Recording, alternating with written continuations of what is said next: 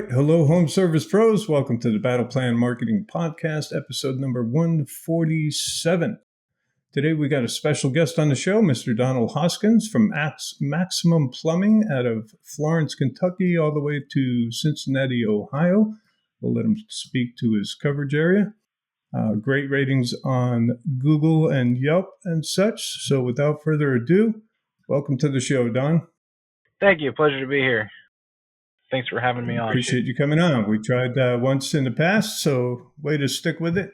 Appreciate the gumption, sir. Absolutely. Appreciate you cooperating with me. We're in the process right now of actually moving our shop from Florence, Kentucky to Fort Mitchell near the Crescent Springs area. Wow. And it's been a lot of work to do. That's why I'm in my car right now, because my office is currently being mudded with drywall mud right now. That sounds like a lot of work. Yeah, Yep. Exactly. All right. Well, tell us what you do, where you do it, who you do it for. So, yeah, we are Maximum Plumbing. Started the company out of the basement of my house 4 years ago. We are now moving into our second location, much bigger facility. Quickly outgrew the first shop that we had moved into. Is about 1,600 square feet. So we now have about double the space of that where we're currently moving to. And well, actually probably triple the space when you count the office space plus the warehouse. We do residential and light commercial plumbing service in the greater Cincinnati area, and we guarantee maximum quality. Nice. That's fast growth in 4 years, Don. What do you attribute that to? A little bit of luck, a little bit of, I'd say very, very little luck. I think a lot of it has been really just putting the right people in the right places, not trying to do it all myself and understanding that I'm only one person, but bringing others in that can help me build that. Very, very blessed to be where we're at. Nice. That's still pretty quick to recognize the need for, people who are a little more skilled in certain areas than you or, than we ourselves as business owners are. Right. So hats off to you there. What's the history, Don? Take me to before Maximum Plumbing. Where are you coming out of, and what's the skill set that you're bringing in? Why did you open up the company? Yeah, so I'm a third-generation plumber. My dad was a plumber for the union. He did a lot of prisons and schools, government jobs, basically down south. I didn't want to move down south, so I never really got the chance to plumb with him. But my grandpa, he owned Dial 1 Plumbing, but he got sick right as I was senior year of high school, had to shut his business down. And then he really had a really good business going for many, many years. But then as he got sick, it kind of fell with him. But graduated in 2008, so couldn't go directly into plumbing from there. No service company would hire an 18-year-old kid that can't drive a truck. That time in 2008, the housing market was crashing. So a lot of new builders weren't really doing much. So I started doing granite countertops and did fairly well in that, but really kind of saw myself reaching the max and couldn't go any further than where I was already at. So had to get into a more career at that point. Before that, I'd graduated with an associate's degree in business and began plumbing with some local companies doing service plumbing. Quickly moved up and worked for a couple of different companies, and then finally realized, I got my journeyman's and I got my master's. Figured I can kind of do this on my own without having to deal with a lot of the companies, and I won't name names or anything, but a lot of companies, they don't really treat their employees very fairly, and they weren't really customers fairly either. So I knew I could do a better job and a more ethical job than those guys were. So that's really what motivated me to start my own business, just to be the ethical plumber out there and do the right thing, not only for the guys working under me, but also for the customer. Nice. That explains the 4-year rapid growth as well, looking out for others besides yourself there, looking out for customer. And you look out for the customer by taking care of your employees, right? 100%. Take care of them. They take care of your customers. Yep. So that's good. Man, sorry to hear about Grandpa there, but there is a lesson in there, huh? Is that as quick as we can, we got to get our businesses to a point where they kind of run Mm-hmm. themselves. And if we have to take a long departure, they can still be self-sufficient. Yeah. It's not the way we, traditionally have run businesses, family businesses in the past for the last 200 plus years. But, maybe in the last few decades, we're starting to see that, hey, you can grow these, you can sell them, you can scale them, you can leave them to generational, businesses, so on and so forth. Yeah. And you're coming out of the business schooling world there, so you took some business skill set into the job. What were the biggest challenges in the first year or so for you? I'd say within the first year, it'd probably be cash flow. Really, within the first 2 years was really cash flow. You're really trying to build everything up, and as soon as you get a little bit more money, you're like, okay, I'm going to buy another truck. Okay, I'm going to buy this piece of equipment. So you quickly see, cash flow build up and then quickly come back down. And then you realize that's good, and then you realize I have no processes for anything. So then you start building up your processes, and then it really goes from cash flow issue to a process issue, and then from a process issue to a people issue of getting people trained on the process and getting people bought into the vision that you have. Because nobody's going to take this company as serious as I am. So you have to realize that, but at the same time, you've got to get them to buy into the mission so that they will give 110%. Yeah, absolutely. Do you use performance pay or anything to as motivational tools there, Don? 100%. Yeah. I mean, in the service world, you really do have to give your employees an incentive to do more.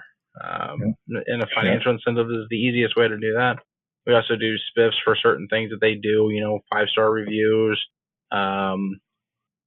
memberships, yard signs. If they leave a yard sign out, they get an extra spiff for that.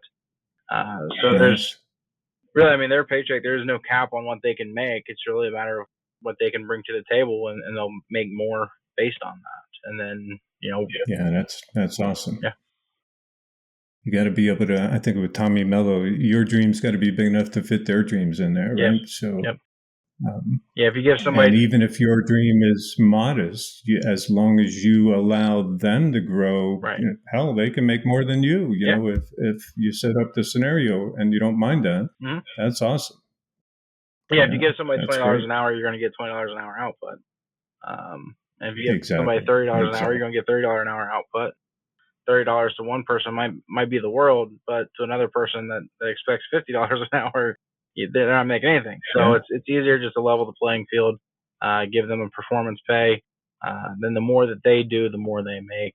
The more they bring into the company, the more they make. So it's 100%. Let you hold on to the superstars, right? I mean, otherwise they're going to do their own thing or go to a bigger shop where there is better performance pay or something like that. So. Yeah, if you want to keep your great people, find a way to make them live their dreams within your company. Absolutely. Right? Yep. What? Give me another big. So let's go adaptation. So it's you and the truck out of the gate, and then you're bringing on people as you go. What's the? How are you getting business done? So at first it was me and a truck. Really didn't know how I was going to bring any customers in. I had a couple of jobs lined up, but nothing really that was going to pay my bills. So it was just kind of, here's a leap of faith. Let's go see what happens. We were able to get a contract with Home Depot early on doing water heater installs for them. That helped create a little bit of consistent work until we could get the marketing built up for Google, and we use Thumbtack a little bit to fill in some gaps, and then also Angie Leads. But I would say majority, 80 to 90% of our work comes from Google. 80-90% Google search from ads. Google ads. Yep. Yeah. So and now is that mostly search ads or organic SEO as well? It's a good mix. Trying to get the organic built up more. That definitely is the long game.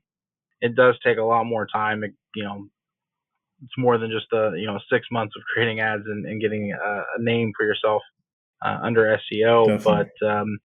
But that's definitely the long game. It takes a couple years to get there. We're starting to see a lot more return off of that.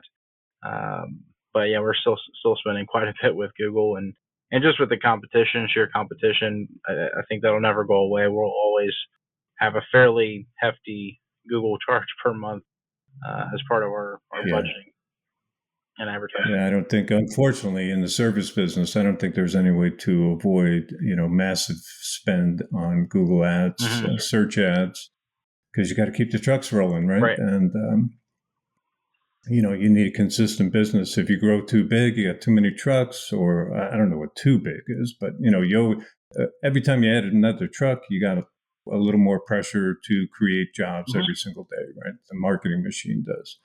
And totally agree, SEO and content marketing essential for low long-term cost of a lead, but takes a long time. So absolutely right. Good advice there to see that as a long-term investment and hard to attribute sales to it, right? So it gets difficult. But you need it for your maps listing. You're awesome in maps too. I saw I don't even remember, 400. Let me see. I think I have it up on the screen. 560 reviews, 4.9 ratings. So you know how to take care of the customer and generate the reviews. Hats off to you. That's awesome work, Don, for 5 or 4 years, 5 years. That's incredible. Way to go, man. Appreciate that. Yep. That's been a lot of hard work. And I think before we really started building the team up, when it was just me and a truck, for the first year, it was me and a truck. And I think in that first year, I may have had 40 or 50 reviews. Still good for one person in a truck. Yeah. So it's really been a group effort to get those reviews in, and just an effort all around. You did a good job. You did a good job. I see guys who've been in business 10 years. They got 12 reviews because just not focusing on marketing and stuff. Old school guys like me, been around the block a few times. I got some old school habits. Let's talk systems. Like what would you say are like 2 or 3 essential tools that your company uses, software wise or whatever, that, man, if you didn't have them today, you don't know how you'd run your business?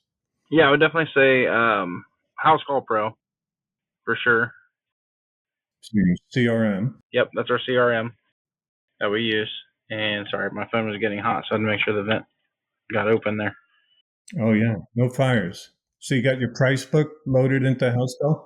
We do, yep. So that's all automatic and automated. All the techs can see it and get into it and price out the jobs as they need to. And then our other platforms outside of there, we use Ring Central for our phones. That helps keep things automated, and people call in, they can hear the message playing until the phone's ring or phone is answered. Right. We usually do a really good job of answering the phone very quickly. We really, outside of that, we do a lot of Excel spreadsheets to keep track of a lot of our numbers and KPIs, and integrate that between all of us in the office so that we can all see where we're sitting at. We do a daily huddle every day so that we know where we're sitting at, how much more we need to go, and how far we are off of pace for the month. It's really just a matter of, I think a lot of it in reporting and whatever software and platform you're using is just knowing your numbers and knowing where you need to go and how much more you need to get there. Yeah, 100%. It really is all about the math. You got to get the math right. Yep. So your price book's all loaded up in the Housecall Pro? It is. Yep. Yeah, we have the complete price book in there with everything. So it's very transparent and clear for the technicians, which helps for our clients to get fair and accurate pricing. So whether it's a green tech first call with the company going out there, or a veteran guy that's been with the company for a few years, we know that the price is going to be the same. I like it. Are you using flat rate pricing or time and material? We do flat rate pricing. it's the most fair for the client to, Yeah. you know, you don't have to worry about some guy milking the Is clock. indeed. Yeah. So. Well, exactly. Yeah. It's what the client wants. It's how you're going to get that trust from the client. Otherwise, they are concerned about you ripping them off, right? We've all been there. We've Yep. all gotten ripped off pretty much. I don't think there's a human walking the planet that hasn't.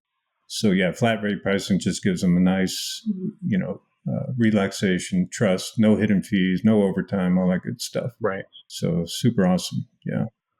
Yeah. Do you, so I see you offered the membership, right? Or annual maintenance plan, whatever you want to call it, service agreement.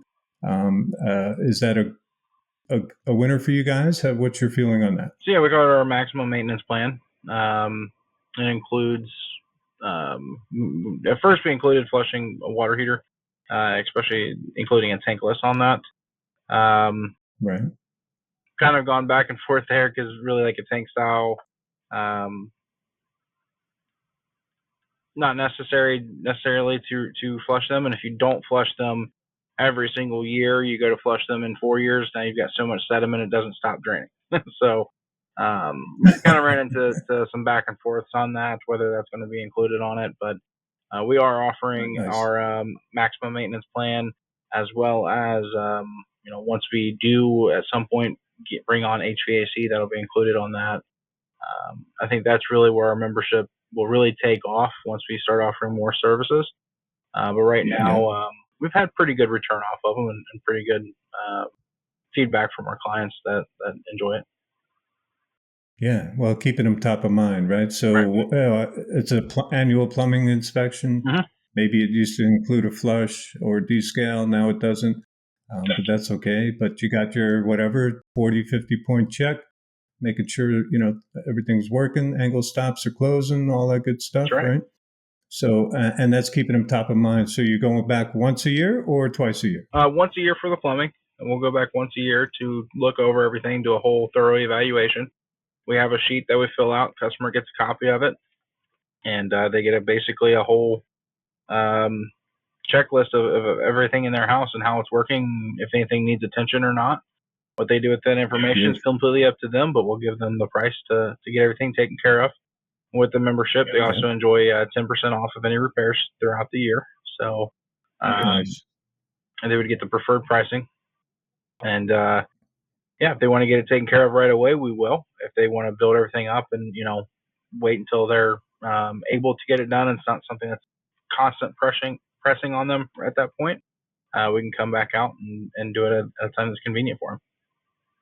Nice, nice. Like the checklist. People love checklists. They like seeing you did the checklist. So that's sweet. I see you guys financing also. Do you use financing a lot, or? We do, yeah. How's it playing? Yeah, quite regularly. We're using the financing.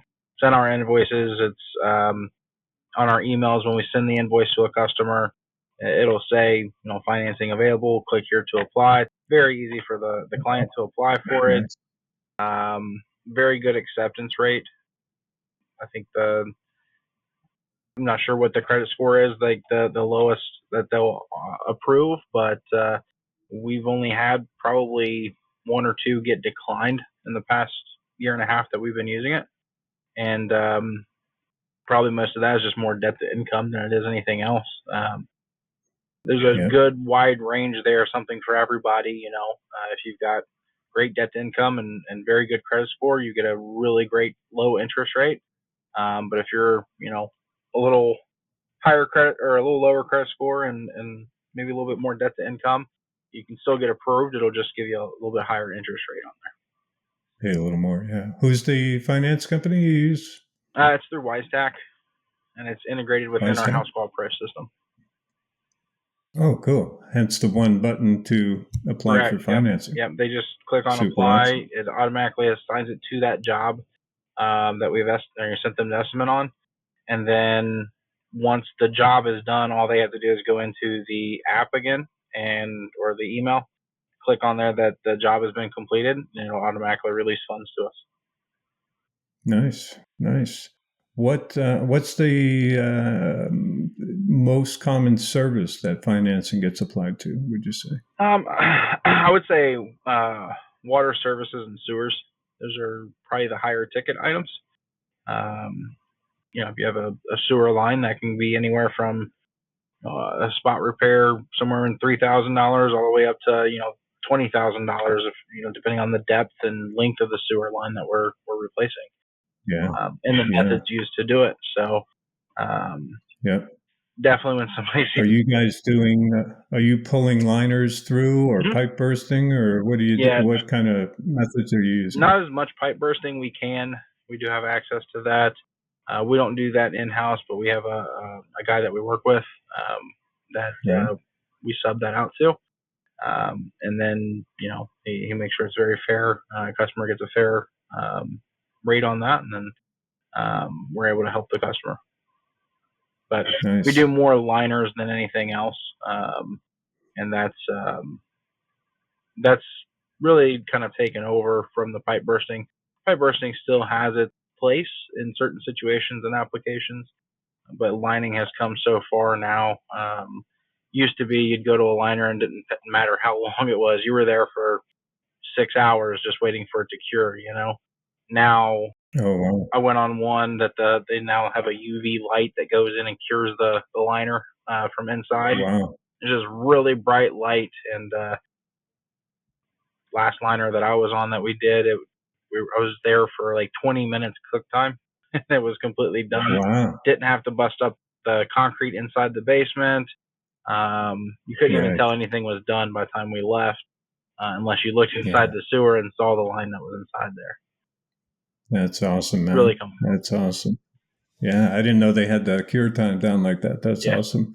I learned a couple interviews ago that they also have like partial liners now. You can just like cure a spot. Yeah. And just get it in there. Same theory, same process, basically. Yeah, right? we can do that too. It's we call it pipe patch. So we can just do like a small 2-foot section.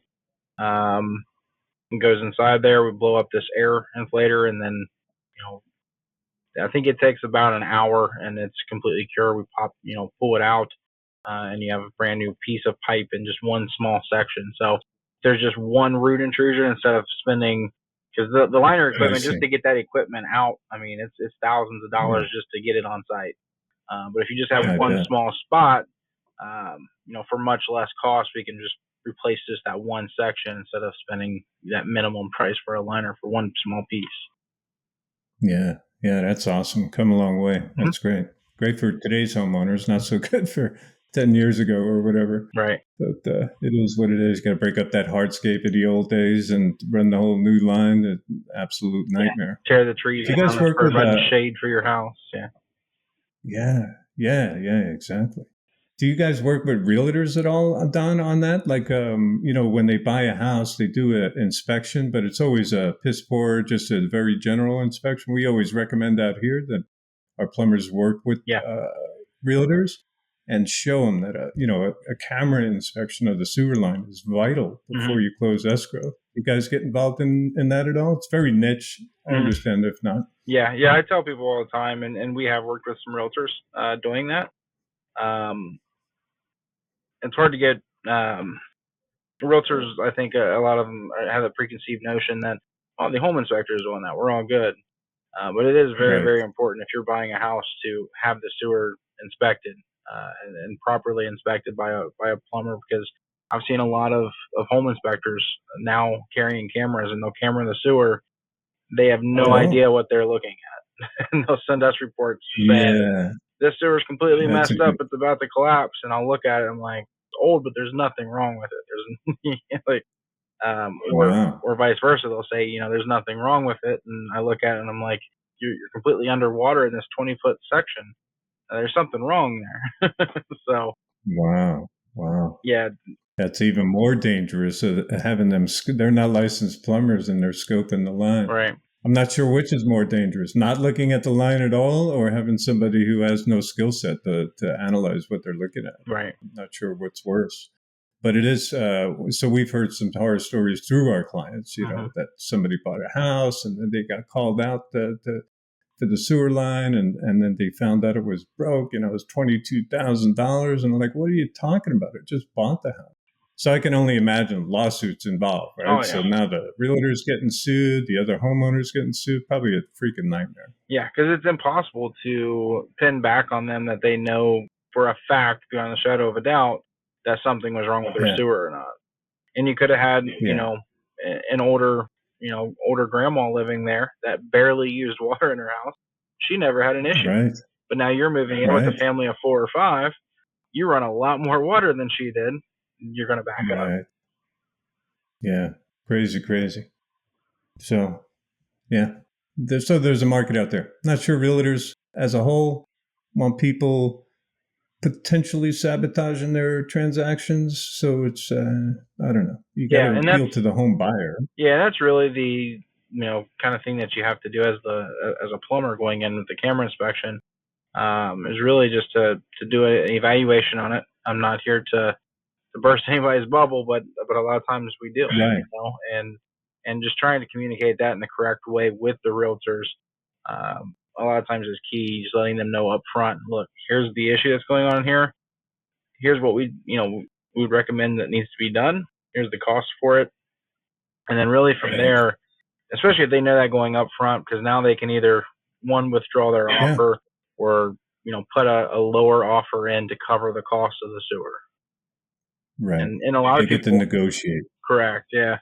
And I get that a lot too. We'll go out to camera someone's sewer who's been having backups, and they're like, I'm not going to worry about it. I'm just going to sell the house in a couple of years.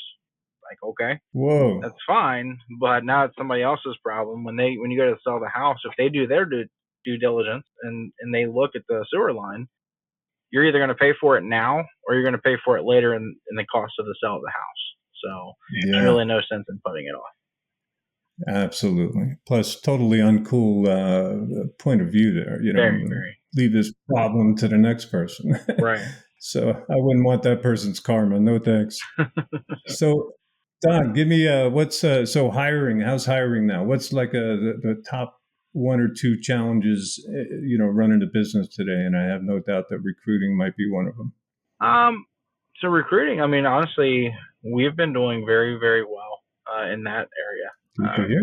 We've gotten a lot of referrals from existing people that work here that came over and said, this is a pretty good place to work, and they'll tell their friends about Nice. it. So that's in creating a good culture around the company. That can go a long way with helping bring in new talent and really good people. A lot of those people that have came in are better than the people that they referred. So That's really funny. has helped to create a really good team. And then you've got friends working together, so they enjoy each other. Yeah. As well as That's great. we've had really good luck with Indeed in our area. I know every area is different. Some people have really good luck with Indeed. Others, they'll have really good luck with one of the other apps. But in this area, we've had really good luck with Indeed. Found some really great people through there. And I think just having that good name and good, building a good culture around the company has helped make it to where we're almost seeing a lot of people coming to us asking to come work. Nice. So, Nice. I love that. It's all about company culture and word of mouth from your employees, right? 100%. Your team. Yep. Are you guys big on social? I didn't get a chance to look, Don. So are you using social media at all? Yeah, we do a lot on Facebook and Instagram. We have a YouTube page. We would like to do more on YouTube and creating some more how-to videos, things like that.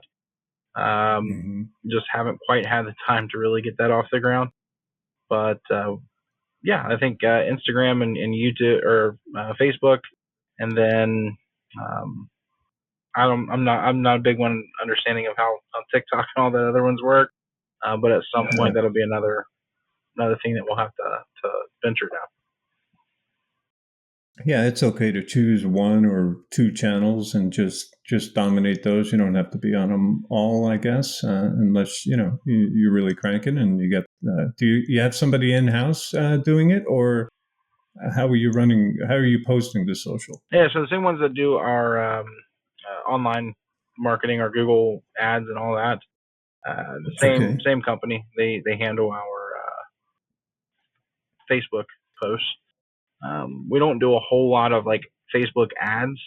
Occasionally we'll do some Facebook ads, but it's not in the terms of trying to get people to call us. It's more in the terms of likes and shares to our page.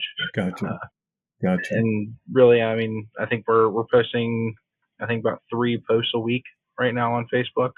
That's really the minimum that needs to be done on there. We really could do a lot more than what we're doing. But do you guys take photos and run, team and job photos up on there, or we're just making, marketing posts kind of? Yeah, so we do a lot of like educational posts, some funny humor posts, and then we do some team pictures now and again. We just did the Boone County Fair, so took a picture of our fair booth, posted it on there, tagged the fair facility, Boone County Fairgrounds on it. That usually gets quite a bit of people looking at it, other people checking into the Boone County Fair. So it's really not, like I said, it's not really like advertising. It's more just like being a part of the community on there. Yeah, you can become 5 Mile famous. And I was totally anti-social media, so I've come a 180-degree turn, ever since. Still don't like it for my own personal use, but business is different. You got to separate your personal philosophy from your business, unless you want to create problems. Yep. I have come around 180. Yeah, I wouldn't have Facebook. I wouldn't have Facebook if it wasn't for the business. No, I wouldn't have any. It was cool initially, to contact old friends and all that stuff. But then, after a while, you're like, oh yeah, that's why I didn't really stay in touch with most of these people, through the years. So not that whatever, it floats your boat. It's good. A lot of people use it for family, friend connections. We're separated by states or even countries and stuff. So it's got its awesome positives. But for business, super popular. You can get, it's where everybody's attention is, right? Gary Vaynerchuk, day trading attention. It's where people are, man, right? Yeah, it's a must. So and you got to be seen. Yeah, it's a must, and you got to constantly evolve with social media. When new social media platforms come out, and you got to be able to adapt and learn quickly what's out there. And if myself is not my strong suit, technology in itself isn't my strong suit. So understanding that and knowing and having other people do that for me is key. It's vital. Yeah. I do like the idea eventually of every company bringing in somebody or somebody internally already sitting there, being your social media marketing person. That's the one thing where, just like you said, they want to see your culture, your team, all that. And as great as the marketing agencies can be, it's hard for them to create that. It's in your office, it's in the field. So you're almost the ultimate goal. If budget is not a problem, then, you have somebody internally every single day posting, and like you say, it's all how to, it's educational. Don't try to sell, do the old Gary Vaynerchuk, what is that book? Jab, jab, jab, right hook. I don't know if you're familiar, but he's like, give, give, give. Oh, by the way, we sell something. Give, give, give. Oh, by the way, we sell something. And that's an old book, maybe, I don't even know, 5, 6, 7 years. Today it's probably like 6 or 10 jabs of giving to, oh, by the way, we sell something, kind of thing. But that's where they get a taste of your culture and stuff. And now, you're hiring, you're recruiting 24/7 also. You're not just, so that's what's going to separate you. And right now it's free. And I'm listening to some bigwigs in the industry, and I'm like, this may not be something that's available, in a few years, where you just get to promote your company like that on social media for nothing. It may be changing, who knows? Yeah, I can imagine. And Facebook, social is a good place to do informational stuff. Tank versus tankless. PEX versus copper. Those kinds of things. So you can do some of that up there too. It's pretty handy. Okay, let's talk. So what is, so recruiting, not a great challenge for you. What is, what's challenge number 1 and 2 for you right now, Don? Right now, as I said, we're moving our shop over. So that's been a nightmare, hectic. When I say nightmare, it's just been very, very hectic going on. So right now, that's top of mind. That's definitely. I don't think there's a good way to plan out a move. You think you got everything organized and you're going to do it dot dot dot. Yeah. It falls over on you. But we're getting there. We'll get that taken up. So that's definitely number one right now on our list of things. And then two, I would say we're still in that people processes, getting everybody on board to follow the same processes and do the same thing over and over. That's holding everybody accountable to that has been a bit of a challenge, and we're getting there. I think one thing that we did early on that was our failure was trying to roll out too many processes at once. Instead of just focus on the most important, roll that out, perfect it, and then move on to the next one. Don't try to roll out 10, 15 processes at once. Roll them out one at a time and iron them out, smooth them out as you go. That's really good advice. I'm in the middle of that right now myself. We retooled our agency to be more of a software as a service now. Moving forward, took like a year and a half to sort of retool just coming out of that back end. And same thing, trying to create SOPs, keep the team small, and, it's a lot easier said than done, right? So, yeah, move slow, move methodical, get the feedback from your team. Let them create the SOP, because if they're the one doing it, and we just care about the end result, right? This is the result I want, and this is the quality I want at the end. How do we get there best, right? Yeah. But yeah, super difficult. Easier said than done. Said behind a desk is very easy. What's the end goal then, Don? Where are you taking Maximum Plumbing? Or is there a sale in the future? Is it generational? Going to hand it off to the kids? Is there a goal got through yet? So I have no kids. My business partner Brent, right now he doesn't have any kids. We haven't really discussed that as far as if we're gonna sell, if we're gonna just keep it going and own it and do other things and kind of get it built up to a process. We really haven't gone down that path right now. We're just still focusing on building it and getting it to the point that we want it to be at. Our vision right now by 2026 is to have HVAC and electrical on board, and nice. Have over 25 service experts working in the field. Sweet, brother. That's awesome, man. Yeah, HVAC is there's definitely a lot of money in there. And I'm sorry, what else? Oh, electrical. Electrical, yep. Interesting. Yeah. Interesting. Now I see the HVAC connection. So where's the electrical connection coming from? Just that you're in the house. We want to be the whole home service. Yep, whole home service business. Gotcha. Everything under That's one roof. Great, man. Yeah, I see it. Actually, it is not super common, but I do see plumbing, HVAC, and electrical quite often, actually. So it does tie in. It's all good. You're messing with some electrical stuff, right? When it gets to water heaters and things like that, potentially. Yeah, we've had. Are you getting more and more electric water heaters or gas, or now the heat pump kind? Like, what's in our area? It's very mixed. I'd say it's probably there's a good amount of both electric and gas. I'd say probably about equal opportunities of both. As far as heat pump, it's a little bit that the rooms have to be so large, large enough for them to breathe inside of for the electric heat pump unit.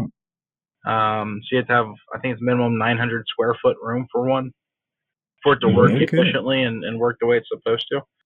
So that kind of limits a lot of people on whether they can install that or not. I'm sure down the road they'll have better ones and eventually they'll get up to where they need to be. Same thing with electric tanklesses. They use so much electric, you pretty much have to upgrade a whole new panel to install them. No kidding. So unless they're the point of use, they're really not where they need to be at right now. Again, I'm sure that's going to change in the future, but we've had a lot of customers lately installing solar in their house, so they're wanting to switch from gas to electric water heater. And first, when I went to him, like, why are you wanting to switch from gas to electric? You have gas right here. We can put a tankless in. You're good to go. It's going to be super high efficient. You get the tax credit for it. And they're like, well, we're getting solar installed tomorrow, so we want the electric. I'm like, that makes sense. That's perfect sense. Wow. So it was one of those things I'd never even thought of, but I see a lot of people doing that right now.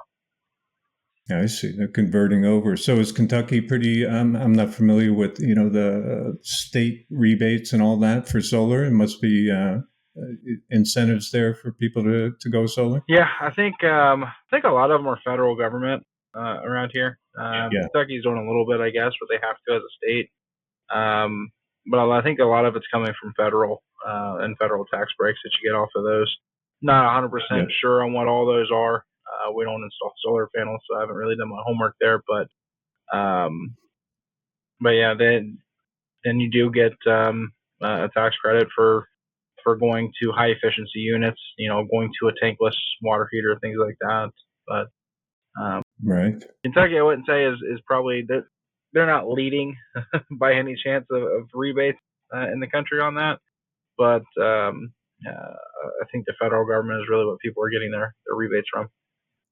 Yeah, definitely on the solar. How about is there Kentucky rebates or local utility rebates for low flow or going high efficiency tankless or anything like that in a local utilities? For tankless, I believe there is. There's like a Duke credit. Gotcha. I know they do the same thing for high efficiency furnaces as well. Nice. They're constantly kind of changing that number around, so I'm not 100% sure what the exact number is right now. But they're constantly reevaluating that, and best just for our clients to call and ask what it is before they take our word for it, just to make sure fit them. And I know the energy savings they get on the units themselves alone over time will pay off. Those other incentives are just icing on the cake, really. Yeah, I agree. Yeah, I think there's federal tax credits now in that Inflation Reduction Act for tankless and even high efficiency, maybe. Yep. On the tank style. So, and definitely for solar, I believe it's 30%. You get 30% of the system cost back and an income tax credit. You got to be filing all that stuff. The old consult your tax advisor, right? Correct. Yeah, that's good stuff.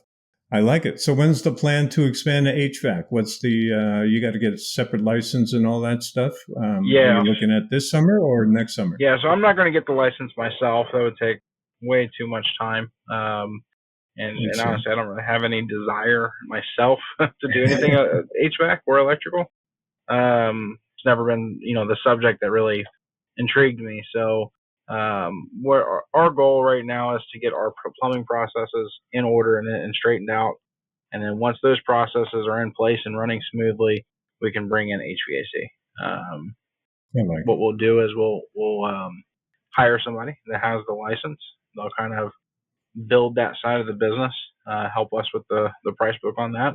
But we'll use the same process we use to build plumbing and do that with HVAC. Yeah. Smart. I think that's how most guys do that, Don. They bring on somebody from that field, two different skill sets and all that. And you really want somebody with a decade plus experience, right? Correct. Really got that thing down, right? Yep.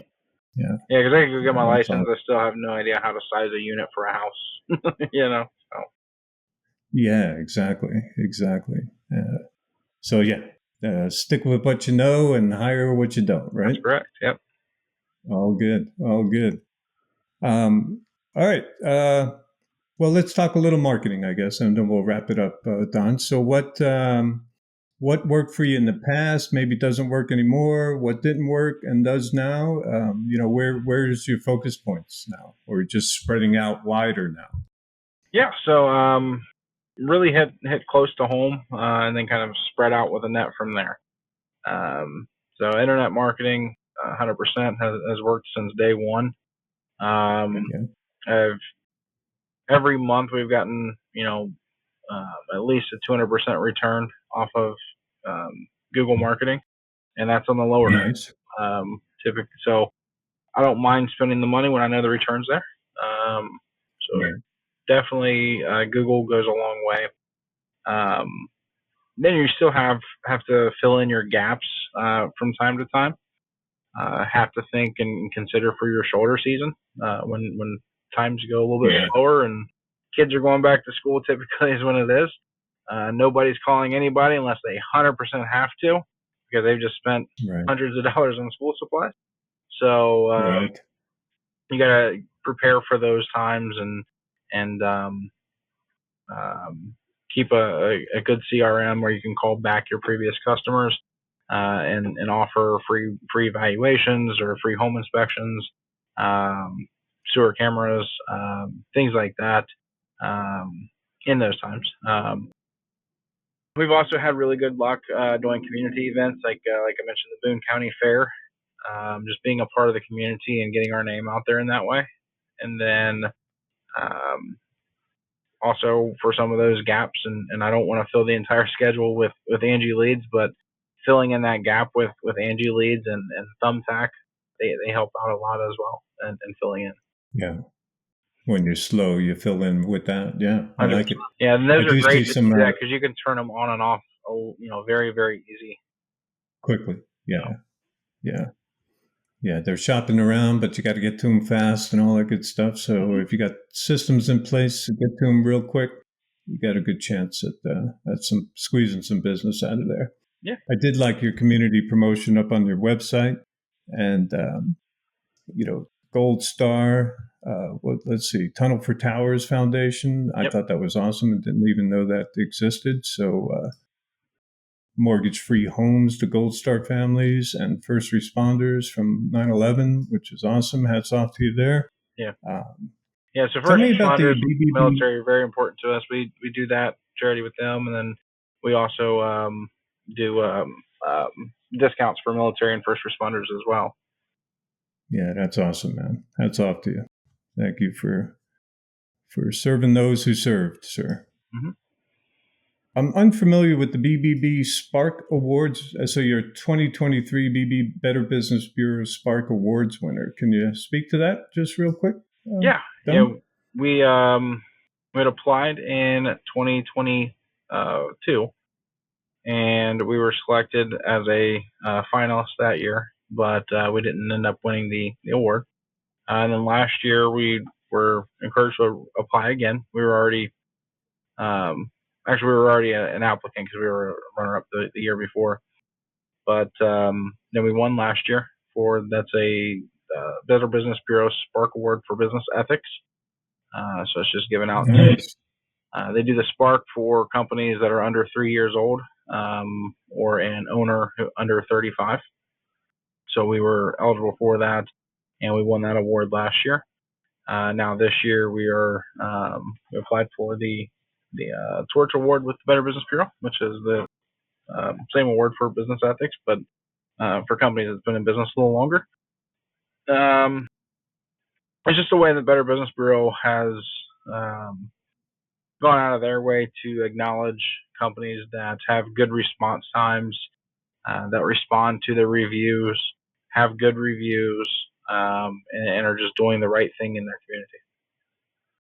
Nice. Well, congrats, man. Thank you. Yeah. That's awesome. Yeah, it was a big honor for us. We greatly appreciate that, Better Business Bureau. Yeah. Some good lessons in there, too. Respond, right? Yep.